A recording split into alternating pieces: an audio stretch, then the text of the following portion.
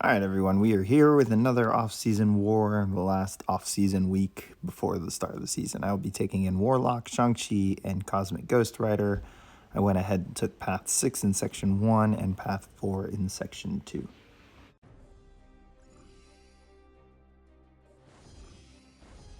All right, so this first fight here against Void, I feel like this node actually got a bit easier. Mostly because there isn't Strike Back or Aggressive Fury.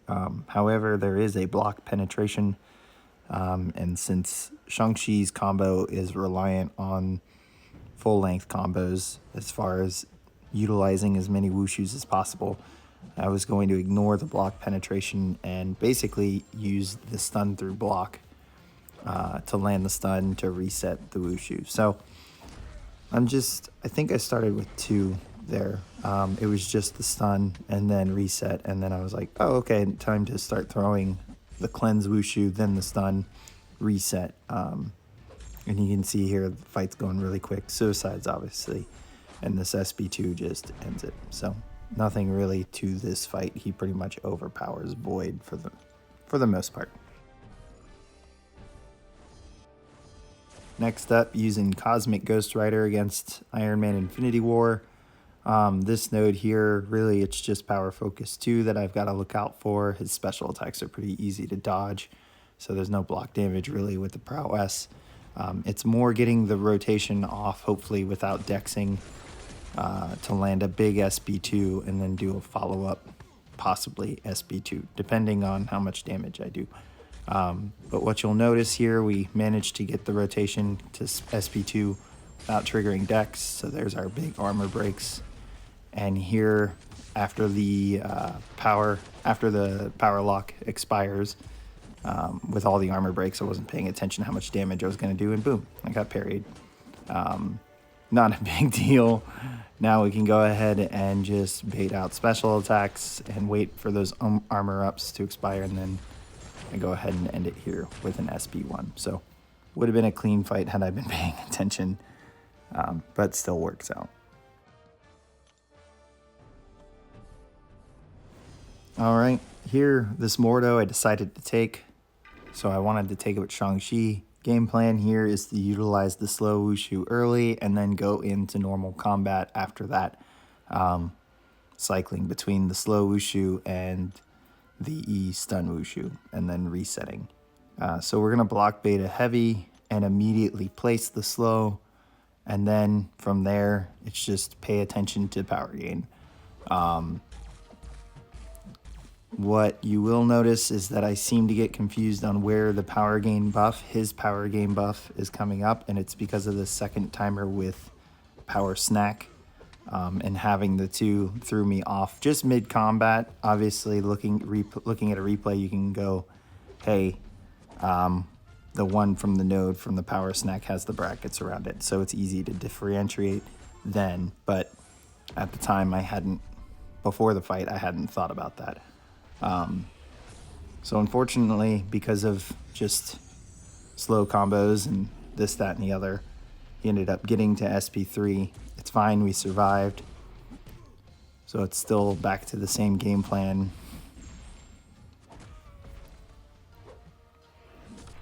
Slow Wushu, stun Wushu, reset. You do have to be careful, even though he does not evade counter due to slow, a stun will disappear with 1 hit, and that's what happened earlier in this video. So if you don't full commit to the heavy right after doing the stun Wushu, it's going to shrug. All right, so taking this Dragonman on Footloose with Shang-Chi as well. I had heard through tests that slow with Force of Will, or maybe it's not Force of Will, maybe it's Best Defense, still causes the defender to evade. So I wanted to kind of see if Force of Will was going to cause issues, and basically remove Shang-Chi as an option for this node in future wars. The other thing I was worried about is that I was not sure that one SB2 would knock this Dragonman out, since I'm not boosted at all.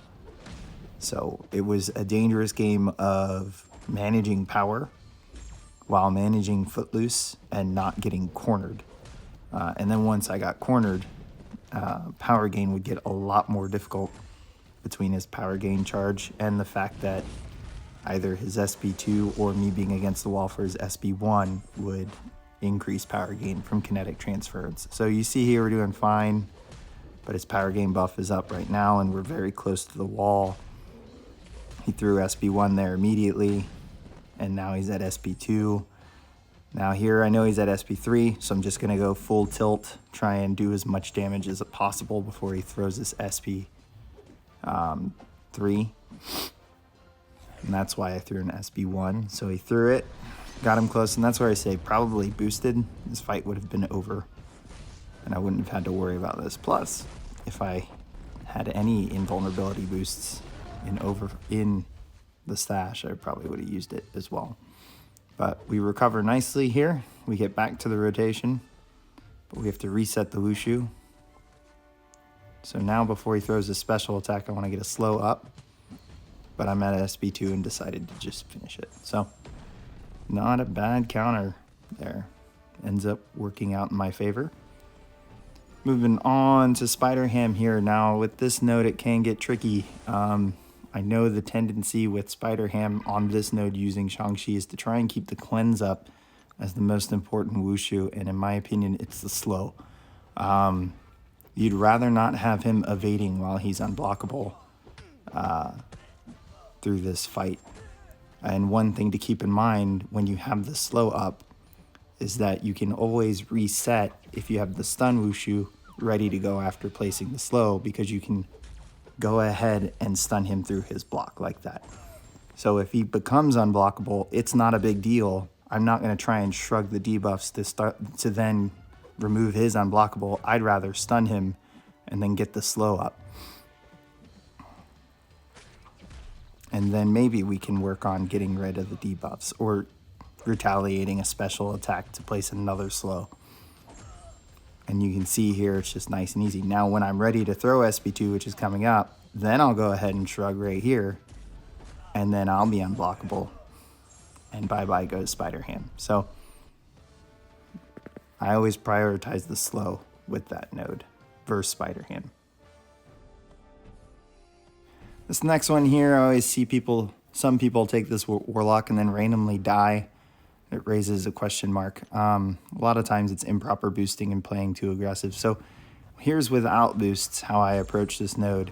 And even if I had boosts, this is probably what I'd still do. But if I had tech combat power boosts, I'd be cycling SB2s. But the game plan here for me is to not really try and parry. It's to take as many blocked hits to his heavy attacks so that he's constantly converting his plasma, or he's doing a non-contact hit into Warlock's block, which power drains him, which removes plasma. And I don't actually throw SP2 in the off chance that I crit him a ton and he builds a lot of plasma and then he goes unblockable. And you see he had suicide, so I'm teetering here with already 2 debuffs.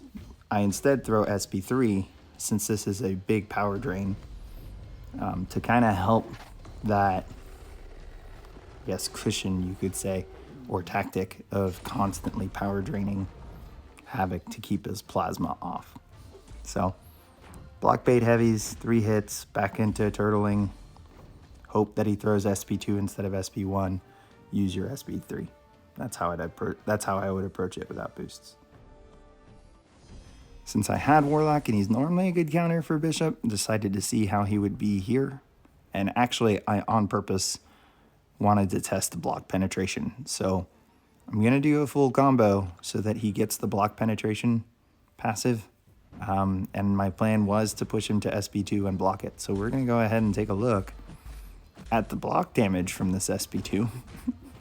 Because I figured if there was a chance that the block penetration wouldn't be that much, that surviving, or that fewer hits of SP2, and you see there, just obliterated me, would have been better than SP1. So block penetration is quite significant there. Last fight here, and it's super straightforward. Cosmic Ghost Rider kind of overpowers Killmonger, depending on where he's at, and here it's no different.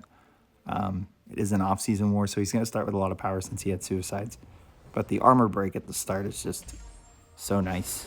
You don't have to worry about reverberate. And luckily this Killmonger was very willing to throw his SP2 from range, so I was able to bait it out without ever triggering Dex for this first rotation. So here's into the SP2. Now we're keeping an eye on that power lock. Once it expires, we can go back through our rotation. So here's a heavy at range. I'm going to try and bait. He threw it. Didn't trigger Dex. Power gain judgment. And then medium ending judgment, and then SP2. So super straightforward. Would have been even easier with cosmic power boost. But anyways, that was that war. I hope you guys enjoyed it. Hit subscribe, and I will catch you guys at the next one. Have a good new year.